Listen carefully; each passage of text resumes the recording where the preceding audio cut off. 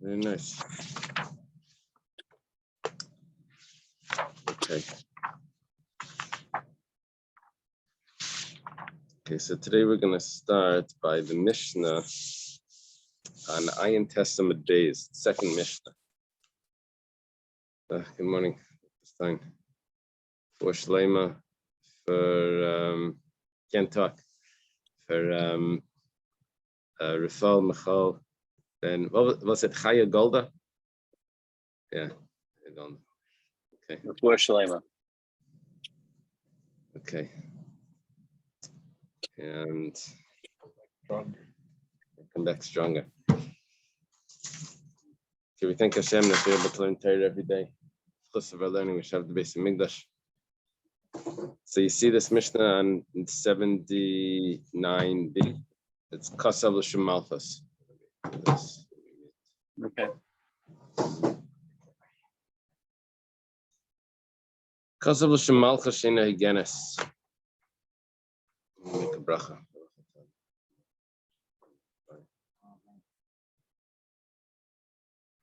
Let's say the document, which needs a date, let's say it was dated to the kingdom. We use the date from the creation of the world, or we use what's 2023, the common era is what we say. The Goyim say AD. It's probably not something we're supposed to say. We say to the common era. And well, how was it done before this time or way back? It was done to the kingdom, to such and such a king, like the Gemara Rosh Hashanah. It would date it to a king. But let's say it was dated to a kingdom that's not worthy, an unworthy kingdom. We'll see that the Gemara is going to say it's referring to Rome. And obviously the Mishnah was talking about either Eretz Yisrael or Bavel or something, and they dated it to Rome. L'Shem Malchus Madai, that was a kingdom that didn't exist in the days of the Mishnah. L'Shem Malchus Yavan, or to the Greeks. In other words, the date was dated to some other calculation. Madai was like was a kingdom that only existed for a few years. Didn't last a long time. Who was the Mede? Was it Belshazzar? Who was it? It was a small kingdom. It was a kingdom that was next to Persia. I thought it was a biblical city. Maybe. By in Achashverosh's time, so that it's mentioned. And Libinian Abayas, that would be a good one. They dated it to the building of the Beis Hamikdash, l'churban Abayis, so from the destruction of the Beis Hamikdash. I think there was a time that they dated everything to Alexander, which that was called Minyan Shtaris. The calculation of it was called the documents. Everything. The reason why we accepted that was because it was really a trick. It was really 1,000 years after we left Egypt. I think when we left Egypt in 2448. That's when we left Egypt. And that was 3448. So they said, okay, yeah, we'll calculate to that because it was exactly that same just 1,000 years later. So it was anyway, whatever the case is. So we go off of the Julian calendar. No, we do. The source why. Yeah, but not in our religious documents, we write the creation of the world. Oh. Those days they were writing to the kingdom that they were in. And here, if someone messed it up and he wrote a different kingdom, so it's going to be puzzle. It doesn't finish off with puzzle, but Rashi has the girsa that it says puzzle now. All of those are invalid gittin. Let's say he's on the east, but he writes that he's in the west. The Ma'arav, the Kasam Mizrach. The Gemara is going to say, who is this? Who's on the east? And writes that he's in the west. The Gemara is going to say that it's referring to the Sefer. The Sefer that's writing the get is supposed to write the location where he's writing. If he didn't do that, he wrote the wrong location. So then it's going to be puzzle as well. Teitzim mizeh mizeh. Teitzim mizeh mizeh means that the woman that took this get goes ahead and gets married, is not allowed to go back to her first husband because she married someone else. She's not allowed to stay with the other person that she married because she's really still married to the first person. It's just like an adulterer, right? She can't be married to her husband, and she can't marry the new husband, the paramour.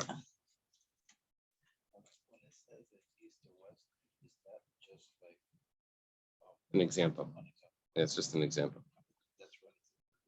Right.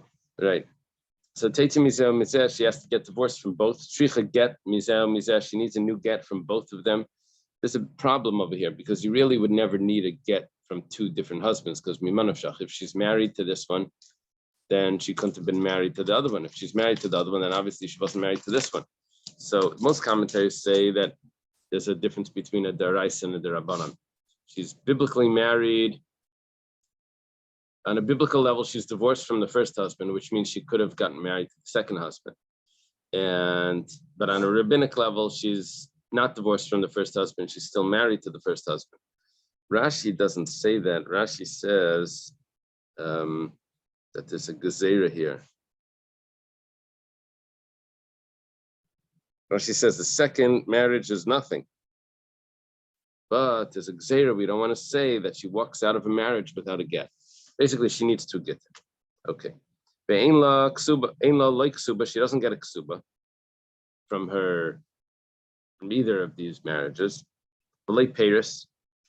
Now, what does it mean, Paris? Rashi says it means that because she would give the fruits of her property to her husband, then the husband was obligated to redeem her if she gets taken captive. She doesn't have that rule that the exchange for the fruits is her redemption. She doesn't have that rule. The husband doesn't need to redeem her. He also doesn't need to supply her with sustenance. She also doesn't get worn out clothing. She brought in clothing. The marriage, there's a knas that he doesn't need to pay for them or give them back. Special fine over here that she's getting. Why is she getting this fine? Because she should have made sure that the get was good before she goes and gets married. And meanwhile, this get wasn't written correctly. What is she supposed to do? She's not a rabbi. She's supposed to make sure that the rabbi says that it's okay. She didn't. It's like going into a restaurant and just eating with an assumption that it's probably kosher. You have to ask the mashgiach just because he was, just because there's someone there with tzitzis, it's not enough. You have to say, is this under a supervision? You gotta make the right thing, especially if it's an important thing. Like here, she's getting married. She didn't even ask anyone to check the get to make sure it's okay. Okay. Im natla mizeh umizeh. If she did take from them the ksuba or whatever, so tachser, she has to give that back. Ba'avlad mamzer mizeh mizeh. If any child that she has from either of these husbands is a mamzer.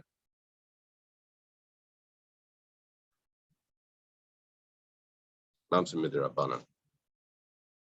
Rabbinic mamzer. Because when she goes back to the husband after she was forbidden to him, it's not a biblical mamzer. When she goes, if she's forbidden to her husband because she had an affair, and then she goes back to that husband, it's only a rabbinic mamzer. The second husband is probably, that would be the machlekes, is she biblically divorced or not? But it could be that the second husband, according to Rashi at least, is a real mamzer. She has a child from the second husband. Now it says, both husbands cannot become contaminated if they're kayanim. Shouldn't have been able to marry the fellow in the first place. She's a divorcee. Says a kayan. They can't keep her, the things that she finds, they can't keep the work of her hands, her income. They can't annul her vows. Let's say she was not a kayan beforehand. She can't marry a kayan now. Why? Because she becomes a zaina. She becomes one of the women that's forbidden for a kayan to marry because she had an affair as she was married. She becomes one of those into that category. The divorcee is not allowed to, and she's not allowed to either, even if her first husband would die now. not because of the get, which we said was invalid. It's because she didn't have a get and she lived with someone else. So she becomes a Zaina. That's how Rashi puts it. Bas Levi, let's say she was a daughter of a Levi, Mina Meiser. She doesn't get Meiser anymore. It's a knas that they put on her. Bas Kayan, if she's a daughter of a Kayan and now she's divorced, so she doesn't go back to her father's house to eat truma. She becomes invalid because she became one of those women that's invalid. She doesn't get truma anymore. No one can inherit her ksuba. The Gemara is going to ask. Of course, they don't inherit the ksuba. No, the Gemara asks in Yivamas. Of course, they don't inherit the ksuba. She doesn't have a ksuba. And the Gemara answers that we don't get the ksubas binyan dichrin. Remember the ksubas binyan dichrin?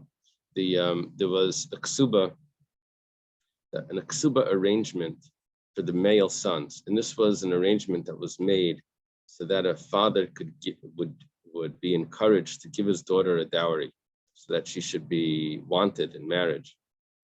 Now, the father would hesitate to give her a dowry because she gets married to some guy, and that guy, the wife dies, and then the guy dies, and the children inherit, and they take what was his special possessions, end up getting spread out to some other family that's not his family.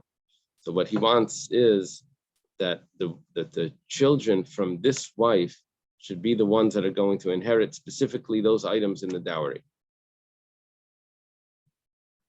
Now we say that they don't inherit that either in this case, because it's another fine that we have. Okay. I'm getting very fined over here. A lot of punishment for this woman for getting married without doing proper investigation that the get was kosher. What would a proper investigation be? I think she's supposed to take it to a rabbi and make sure that before she gets married, she has to make sure that the get was good. Mm-hmm. So there's no assumption that there was rabbinic court involvement at the writing of the get. That must be the issue. Right. She got a get, and she gets married without a rabbi. Nowadays, the rabbi would say, "Let me show me the get," or at least that you can't ask for the get because the get is not in circulation. But say, "Give me the document that says that you're divorced." They have a certificate of divorce that the get was given. Yeah. Let's say the husbands die. These two husbands that she has now. Echav shalzeh, be'echav shalzeh, chaltzim le'miyam, they cannot let her do yibam. Only chalitza. Shina shmai v'shma. Let's say they changed his name or her name in the divorce document. They wrote the wrong name. Shem ira v'shem ira. They wrote the name of the city that she's in, or the name of the city that he's in. They wrote the wrong one. That's also invalid. Now the Gemara mentions that why didn't you mix this? If all the halachas and all the halachas that we said in the last case apply to this case, so why didn't you just put it all together and say you wrote the wrong date, or if you change the name? The Gemara is going to say it's actually a different opinion. That this part of the Mishnah doesn't necessarily agree with the first part of the Mishnah. We'll see. Okay, that's why it divided up. Kol arayas she'amrit tzarei mutaris. This is we get a quick review of Masechta Yevamis here. Anytime we said that a relative would affect the levirate marriage, the yibam. For example, if a woman marries her uncle, her father's brother, she's allowed to. And her husband, her uncle, dies. So who's supposed to do yibam? Her father. Can't marry her father. So all the wives are exempt from Yibam. There's no Yibam there, right? Because she can't marry her father. So not only is she exempt from Yibam, I don't know if there's other brothers. You're mixing me up now. There's other wives along with this wife. So not only is she exempt from marrying, from doing Yibam, but also all her it's not sisters, it's all her co-rival wives are all exempt from Yibam as well, because she is. That was the first mission in Yibam, that there's 15 types of relatives. Another example is she and her sister are married to 2 brothers. Her husband dies. So her brother-in-law can't be married to 2 sisters. There's another 13 of these examples. What happens here? That the rival wives are mutter. So there's no yibam in this case, so they don't have to wait for anything. They rush and they all get married to other people. They're all widows and they get shidduchim right away. Turns out that the relative of the brother wasn't really eligible to do yibam anyway, because she was an islandess. She never reached she never matured. She doesn't become mature, sexually mature, and she can't have children. So the whole halakha of yibam, it doesn't apply to her. That's the case. So she doesn't exempt the rival wives. So those rival wives rushed into getting married before they realized that she doesn't have any pubic hair. They didn't wait for anything. So they didn't do proper investigation to make sure that they were really exempt. They also have to get divorced from their new husband. And I don't know what the mizeh is. The first one's dead. But and all the halachas apply that we said before. There's a whole bunch of fines that we put on them. We got an iksuba, the same thing. Yeah, they were supposed to wait for her to reach an age that we know that she's mature.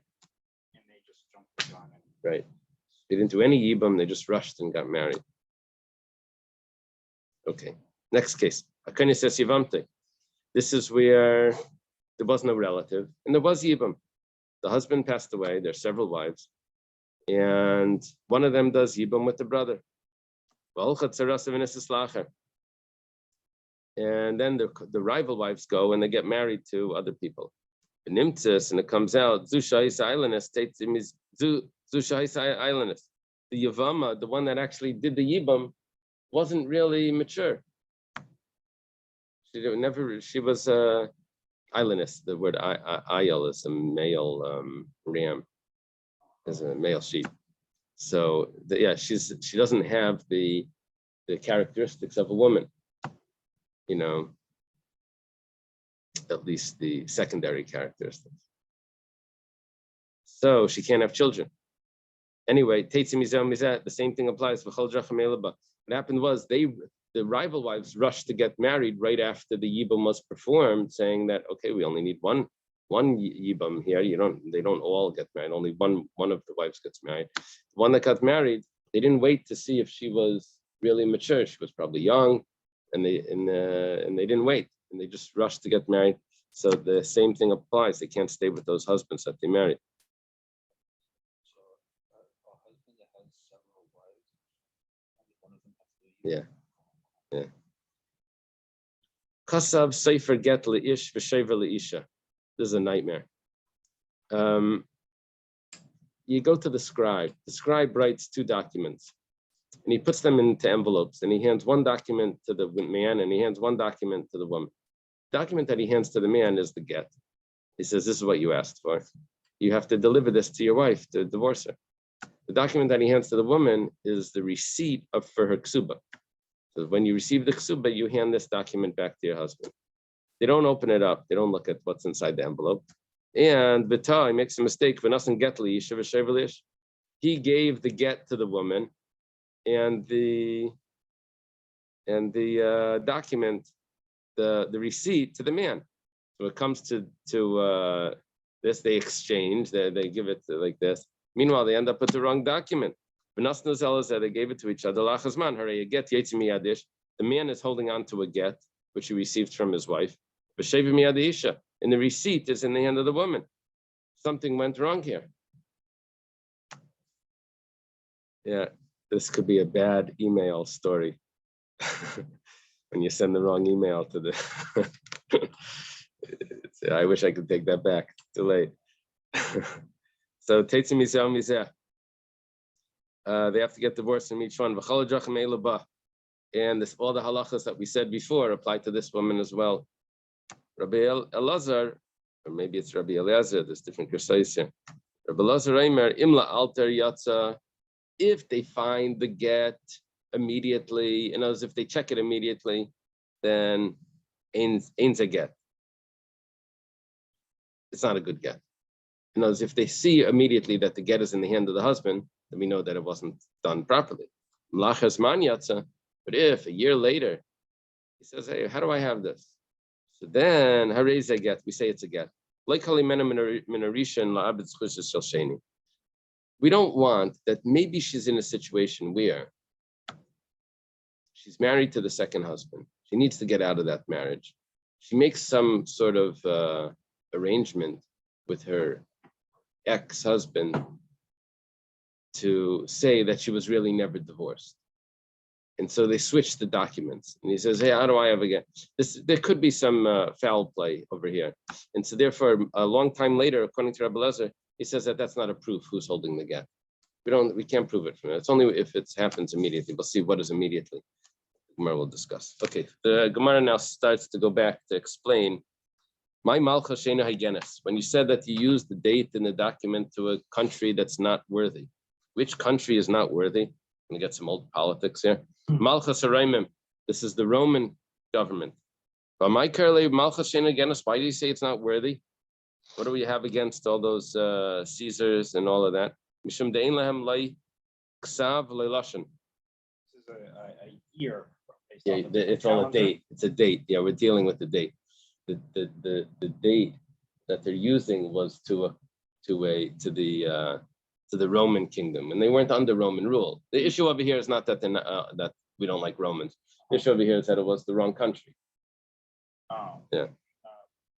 But you said if it was like a date from like Alexander. Yeah, they did use that at some time. Like if we would use like the 4th of July, like the year that, or something like that. Yeah, but if it would be common, it probably based on this Gemara, if it's common to use that date in writing, it would probably be kosher. I mean, the Daf Yomi is not a halacha shir. We never do that, but I wonder if this would be something to research. If the secular date was put into a get, if it would be kosher. Yeah, I can't see it happening, but it could be at least on, Mishnah level like this. Could be that it would be acceptable. We're talking about over here where you're using a date that's totally not used in your country. Now, why do we call the Romans were not worthy? We wanted to mention Mishum Deinam like Sav Leilashin because they don't have a language and they don't have a script. They spoke Latin, but that was not their own language that they took from other people. Latin. And the script was, I guess, also Latin, which is also not their language. People that they conquered, probably. Amar Ula. How can somebody not? Yeah. How can somebody not have a language? I mean, they spoke something, or they just, I guess, didn't use the language that they spoke. Yeah, they probably had these other languages, but the official language of the nation was not their own language. They took it from someone else. Probably like the barbarians that they always were against, that they looked down on. They probably each had their own language. Got it. The German, what do they call them? Germanians and Germanic, and the Gaul, France, whatever. They probably had their own languages back then also. Okay. Amar Ula. Tiknu Malchus Begittin. Why did we even do this in the first place? Why did we put the kingdom inside our divorce documents? Mishum Shalom Malchus. Because of be on good terms with the kingdom. We wanted to show them respect. Mishum Shalom Malchus Teitziv Vlad Mamzer. So because he messed up that Shalom Malchus, the peace with the kingdom, so now she has to get divorced. and the child becomes a mamzer. This is just like the prayer for the for the president in the shul. I mean, if you say it's wrong, you don't mess up the whole service. Okay, so it says it actually does mess everything up. Rav Hamnuna says name of Ula. We had this a few times. Rav Meir would say, and when it comes to a get, it's been minted, what the formula of the get, and you can't change anything from that mint, from the way that it's been designed. Any change, any deviation makes the whole get invalid, even if it's just a detail that was just instituted.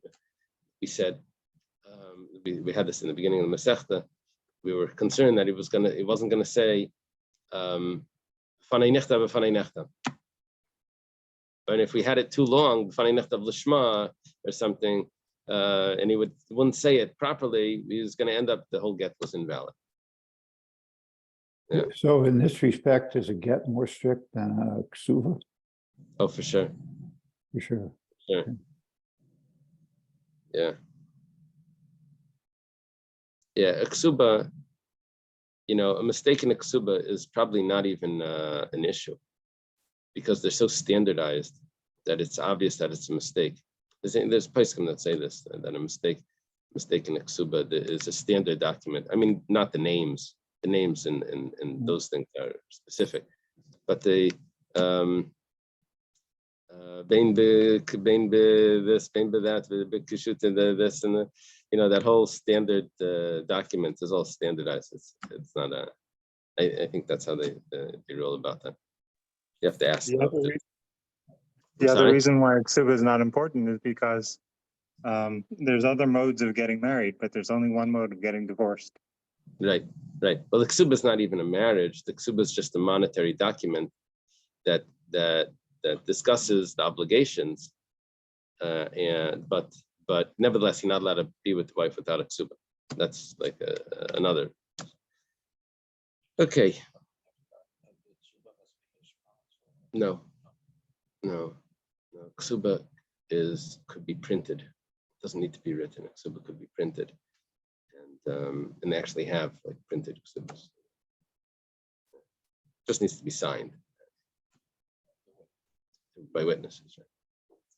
L'shem Malchus Yavan, if it was for the Greek kingdom, it has to go through each of these. If it was because of the Roman kingdom, Mishum de Malicha, well, that would have been insulting to the king that you're in, because they're actually ruling right now, and you're writing to to the other kingdom. If you're in the United States and you write to Canada, it's like, what are you doing over here? Canada wouldn't make us upset. Right to Cuba, to be upsetting to the Americans. Ava Malchus Madai, Malchus Yava, and Maidahava, but those are kingdoms that didn't even exist anymore in the days of the Mishnah. Were the Greeks around in the days of the Mishnah? The second base of Migdash, they were the way the Greek kingdom broke up was there. The Hanukkah story, and the Romans took over. Okay, so that was just history. I don't care what you write about. Like they don't even exist, so that wouldn't affect the Shalom Malchus. Yes, mean Malchus Madai, Malchus Yavan. If we would only say that that's invalid, Mishum de Malchusahavi, we would say, well, that's a real kingdom. Aval binyan abayis, Maidahava hava. But they wouldn't care about if you wrote to the construction of the temple. That wouldn't be invalid. Yashmin bin Abayas Tamri Kamad Charish Vachayu.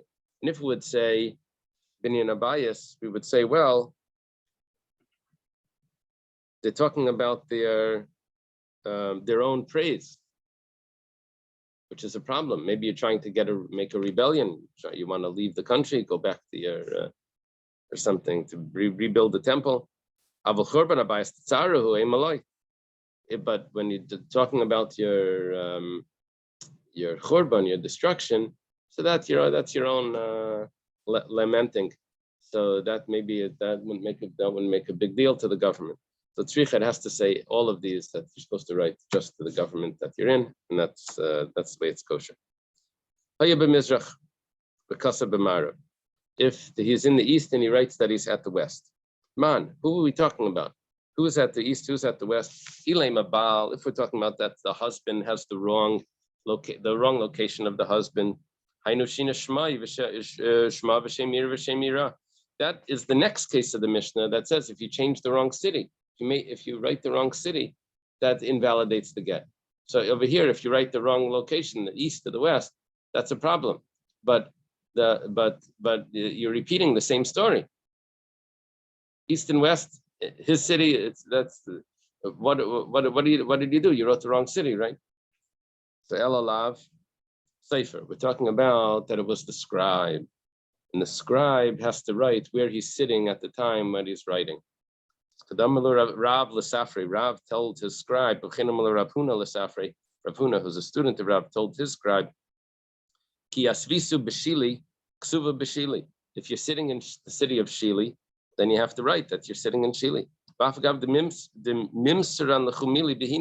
Even though what you're writing about is something that's taking place in Hili, in Hini. You have to write the location where you are when you're sitting. They write, how do they do it? On this and this day of the month, the three of us are sitting in this and this place, and comes before us someone from such and such a city, or something. It would sound something like that. I guess to show like how specific they had to be, like how close they were. Oh, so Shili and Hini in this map over here are very close together. And then on top it says that later on they joined. Oh. They became one. And Rabbi Steinsaltz says that they joined later. The two cities became one city, and then they were called. Like Buddha and Pest. Oh, really? Yeah. He says over here, Shilahin. Shilahin. So it became one city with the combined name, like Budapest. There's a shliach in Skokie, Illinois, who's become like a consultant on geographic precision for use in these documents, and he gets a lot of questions, and he does a lot of research to make sure that places are correct.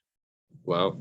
He says there's some issues with here in Southern Florida.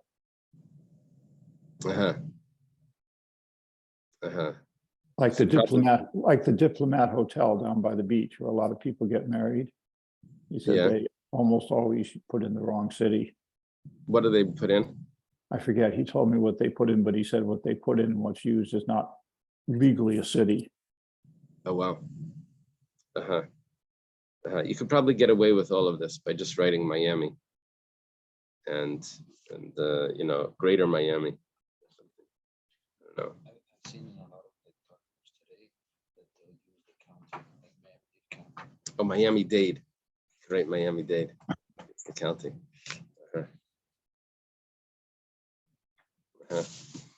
In the get, they have to write the name of the city, and they also have to write the river that it's on.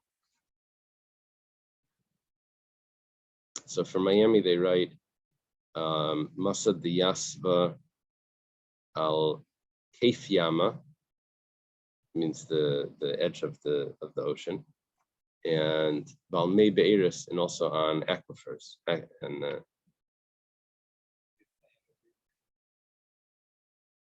Miami River. A couple of days ago we discussed, and you quoted from memory a pasuk that in the Chumash, in which divorce and marriage are mentioned in the same pasuk. Right. And that's generally the basis for comparing divorce and marriage. Right. Seems like that issue is sort of dropped by the side here, and we have all these chumras here that we don't have by the wedding. Right. Right. Wow. That's a Steinderschwach thing, but he's not going to talk. What is it? 1 for 3 days, 1 week, 7 days. It's a machlekes if it's a week or 7 days. Anyway, based on that principle, comparing the wedding to the divorce, it's just Right. this whole discussion seems a little long. No, I think a wedding would be compared to a divorce if we would be using a document to do the wedding, which we don't do. We don't say Harayat Mekudeshas Li B'Shtar Zu. You know, we would probably have to have all the details of that. You know. Okay. So now it says, Amar Rav Yehuda Amar Shmuel. Rav Yehuda says the name of Shmuel. These are the words of Reb Meir, that Reb Meir was concerned about Shalom Malchus. He was concerned about the dates in the document. But the sages say, I feel like center should be a from Rashi, a center sounds like a sentry, you know, which is like a guard of some sort. But from Rashi, it looks like he's a surveyor. He's someone that knows the landscape. He knows who owns which property. So even if you write to the amount of years that this surveyor has been around, according to the Chacham, that's also good. You put in a date, and it was fine, even though he's not an important person. But who Perhaps Gita, it's pronounced senator.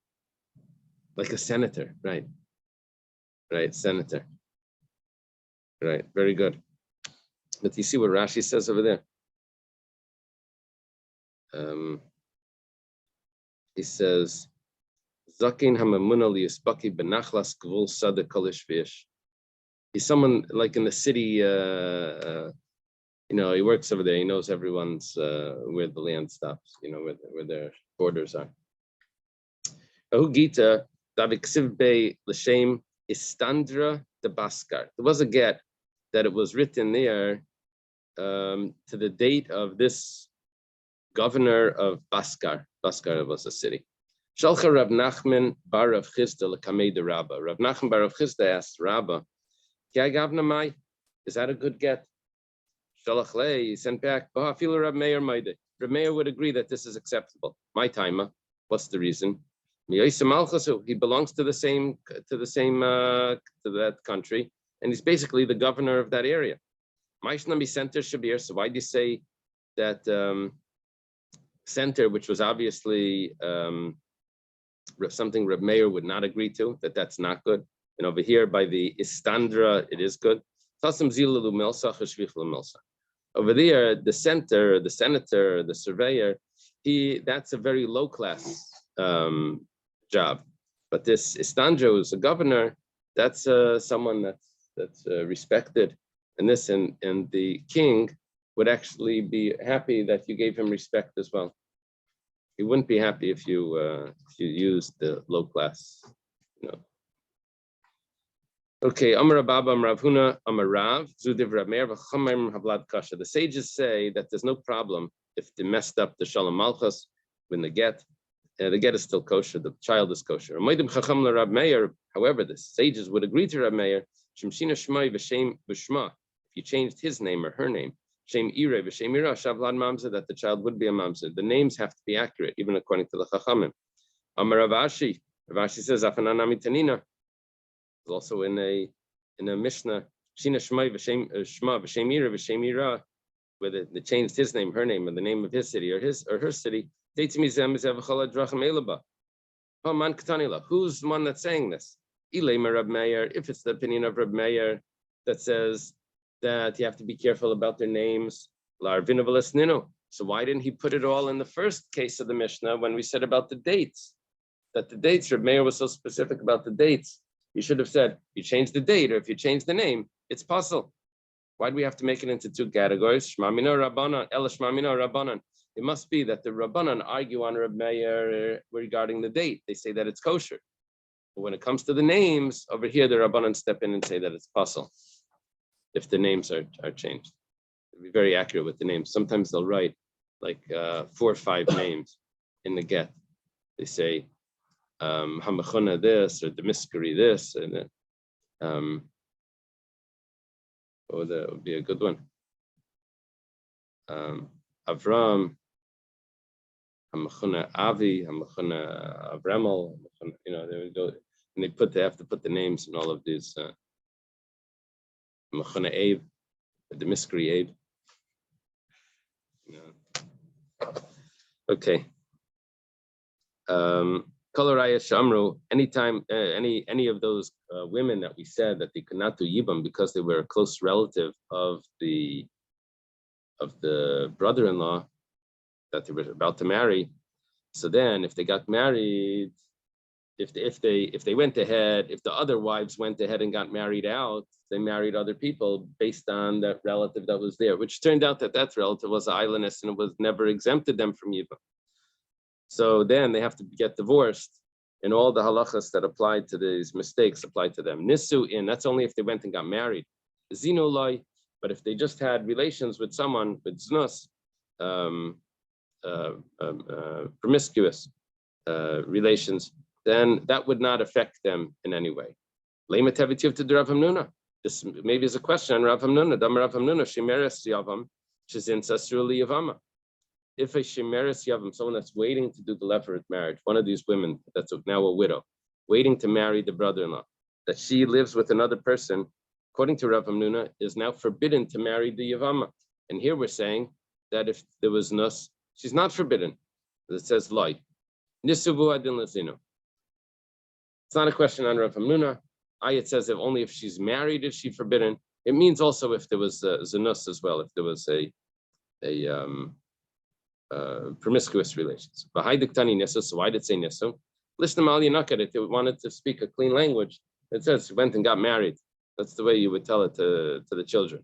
So got married, okay, that's what it means. But it means zanus as well. Ikadamri, there are those that say this the opposite. Nisu adin lazinu. They got married, and the same thing applies to promiscuous relations. Let's say that this is a proof to Rav Hamnuna that says that promiscuous relations makes her forbidden to the brother-in-law. The Gemara says, "Law, you don't have a proof." Take it the opposite now. Nisu dafka, really only if they were married, because that is comparable to the woman that her husband went overseas, and the rumor comes back that he died, and she goes ahead and gets married, and without verifying if that rumor is accurate, then she has to get divorced from the new husband and from the old husband. Basically, all the halachas that we learned in the Mishnah are borrowed from that story, where we were relying on her to do a proper investigation, and that's why we put on her all of these fines and penalties, because she didn't investigate properly.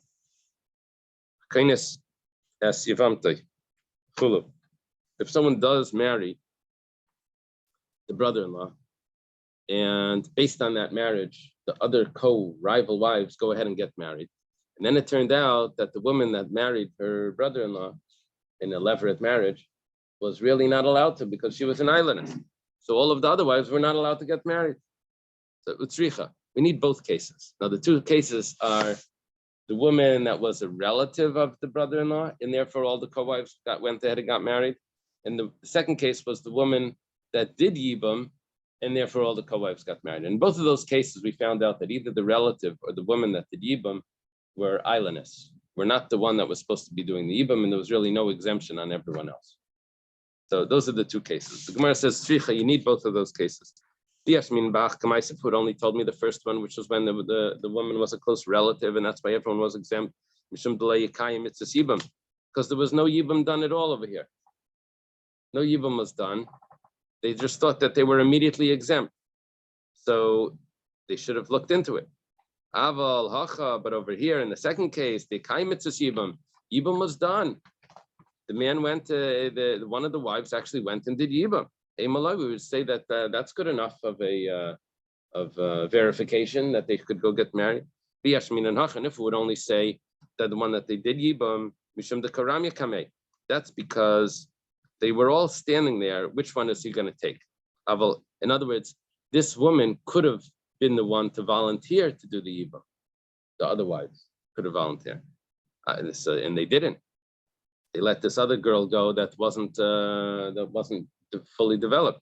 But in the other case, they weren't even asked if they should be doing Yibam, because there was a relative there immediately. There was no Yibam that even came up to discuss.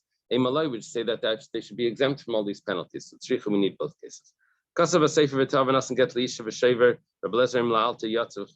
This is talking about where they put into envelopes and they gave the get to the wrong person. They gave the get to the woman, and they gave the Sefer gave the get to the woman, not the husband. Sefer gave the get to the woman, and he gave the receipt to the husband. And then when they exchanged them, it turns out that it was all done wrong.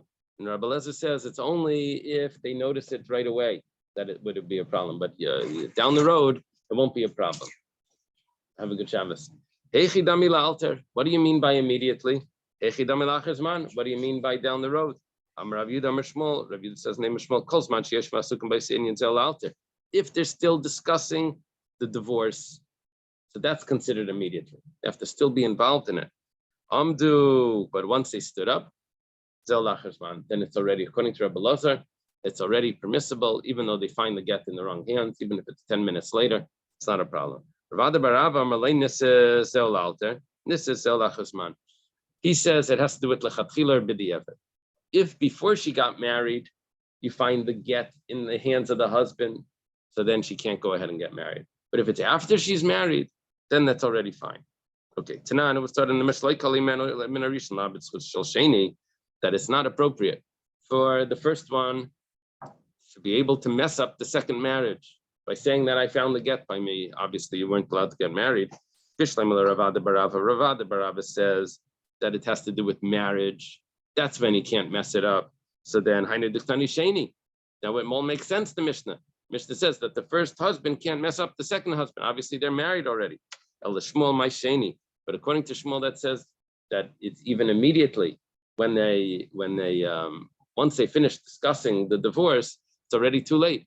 What do you mean the second marriage? They didn't get married yet. The woman never got married again.